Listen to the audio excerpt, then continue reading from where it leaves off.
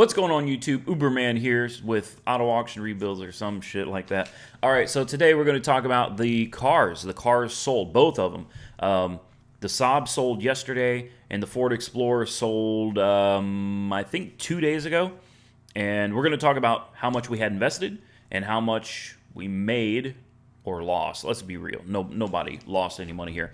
All right, and when I say we, I mean Mike, aka Weird Beard Auto Sales. But I say we sometimes because I do a lot of work to these things. Tim does a lot of work to these things, and to see them turn a profit, it still feels like it's a win for me, even though it's really a win for Mike. But not to worry. No, I've had so many of you asking a lot of like really detailed questions about how this whole situation is working. And look, there are just some things that are better left unsaid. There are some things that some of you guys just don't need to know and don't need to worry about. Just accept that, Mike owns these cars, but I still get to make some really cool videos, and I get to make what I make off of the videos. He gets to make what he makes off of his investment, and in return, I get to play with the cars, have fun with them, wrench on them, and bring you guys content. Let's just leave it at that. Stop asking questions.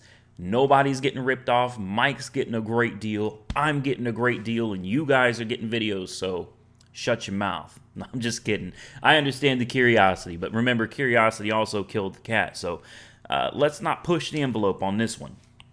So, for the Saab, what do you think? Profit? If you think we made a profit on the Saab, thumbs up. If you think we made a loss, ooh. So what do you think? Profit? Give it a thumbs up. Loss? Thumbs down. Same thing with the Explorer. If you think we made a profit on the Explorer, thumbs up. Otherwise, give it a thumbs down. Now let's get into it. So the Saab, neither one of these really had a whole lot into. The Saab had some fuel system treatment. The Saab had 2 oil changes that we did at home, 2 oil filters. We replaced the battery, but that was free under warranty. And then, hell, I think we're almost to the end already. Spark plugs was like 34 something. An oil drain plug, because the original one was leaking. Some Marvel Mystery Oil was $13.62. So purchase price of the Saab was $465, and that's with fees out the door. So the only other thing we have to add to that, I think, are the tags, which came out to, drum roll please, oh, no. The Saab also had, sorry. Oxygen sensor was $31.27, but because of some weird credit that I had from Amazon, it was free. And then remanufactured mass airflow sensor for $32.72. And then we had a accessory belt tensioner for $26.43. I thought it was cheaper than that, but that's what it is. So, now then, total investment, $631.91. What do you think we sold it for?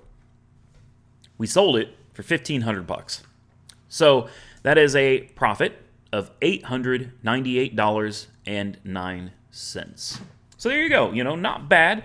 Close to $1,000 profit on the Saab. Not bad. Now let's move on to the Explorer. Sorry. So on the Explorer, let's see here. The Explorer was $865 out the door. The tag for the Explorer was $47.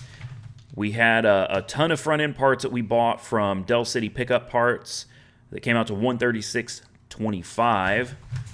We had an alignment through Firestone, which was, $78, something like that.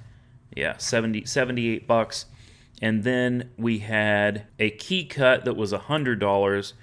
So total investment came out to, see, I didn't write everything down on here, so my numbers are a little off. So it's going to be around $12.40. And we sold it for $22. So that's a profit of All right, scratch all that. So total investment was $1,256.23. I had to rerun some numbers. We sold it for $2,200 for a profit of $943.77. So again, right around $1,000 profit in that. So there you go. Not too shabby. You've got almost $1,000 on the Exploder profit. You've got $618 profit on the Saab. So in a week's time, that's so basically, between the two cars, about $1,600 in profit in a week. That's not bad. That's not bad. That's decent money. And there's a lot more where that came from, because as more of these cars sell, we will be going to the auction and buying, hopefully. Now, I'm not going to say we're going to be buying more cars, because not every car I have at the auction that I'm looking at is worth actually bidding on or buying. Once we get out there and look, it becomes a thing of, there may be only 4 cars, and out of those 4 cars, 2 or 3 of them may just get bid so high they're not even worth bidding on. But we'll do our best. We're going to do our best to try to buy more cars from the auction. We're going to start expanding our horizons too. We'll start looking at some other auctions so I can bring you some new places. Maybe some police impound auctions, DA auctions. We're signed up with Mannheim now. And there's a ton of other auctions we need to start working on getting into, so we can bring you guys some, hopefully some more videos from some places other than Copart. We also need to get set up on IAA too. But there you have it. There it is. There it was. There it goes. Done. These can now be filed away. And another day, another dollar, right? So I'll tell you this. The guy that bought the Saab, some of you thought it was possibly going to be the previous owner. No, it was not the previous owner. It's a guy that just absolutely fell in love with the thing, and he was thrilled, absolutely thrilled to get it for $1,500. He thought it was a little on the cheap side. I saw the look on his face when I was like $1,500. Like $1,500, like yeah, $1,500. And yes, there's some other questions. Do we disclose flood cars? Salvage titles? Of course we do. Of course we do. That's on the paperwork. Like, that's literally on the paperwork. And it's not in fine print. It says title type in red letters. And I write on the flood cars, I don't have to. I can just write rebuilt. But on the flood cars, I write rebuilt/flood. And I made sure the gentleman that purchased the car knew straight up from the moment he was interested in it, this was a flood car from August, and that the intercooler was full of water. Let the man know everything. I disclose everything. Let me tell you guys, I'm going to quit talking in just a minute. But you can sell more cars being upfront and honest, legit, than you can lying and BSing people. No joke. You may have 4 or 5 people walk away from a car because they don't like the truth, but somebody else is going to buy it. So I prefer, and I believe Mike feels the same way, to sell cars straight up, legit, and honest. That's all there is to it, man. When you come to buy a car from us, you are going to know exactly what we know about the car. We're not going to try to cover up a flood issue. We're not going to try to cover up a rebuilt title. We're not going to sugarcoat it.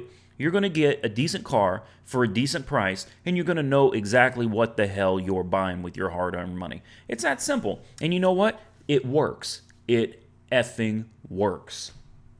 So, with that said, if you guys got any more questions, drop them below. I know a lot of you are going to ask me a lot of questions about the whole Hyundai Sonata, the Corvette. What's the deal? Did you trade it? You're an idiot. You're stupid. Hyundais are junk. They're crap Korean cars. How could you? Oh my God. We'll talk about that maybe, I think, in tomorrow's video. Today I just want to go over these numbers. But for those of you that would be pissed off and legitimately angry over the possibility of me trading in my Corvette for a more practical car for the winter, to those of you that might feel that way, I would have to say, please stop living vicariously through me and go buy your own Corvette. And then you can do what you want with your money, and I'll do what I want with mine.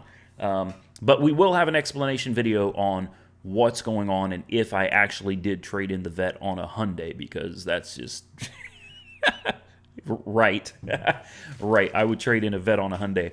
All right. One more thing before we go. If you think I traded in the Vet for a Hyundai Sonata, give the video a thumbs up. Oh, go ahead and leave a comment below and just say yes. If you don't think I would do that, thumbs down and say no. With that, I'm out of here. Be sure to like this video. Don't like the video. Whatever. Do what you want to do. Comment, subscribe, stay safe out there. I plan on catching you tomorrow from a different state because I've got to get the hell out of here to clear I need some fresh air, man. Some mountain air. Some fresh mountain air. Where do you think I'm going? We'll touch base on that tomorrow. I'll catch you guys very soon, assuming I'm still alive and don't die on a road trip, in the next one.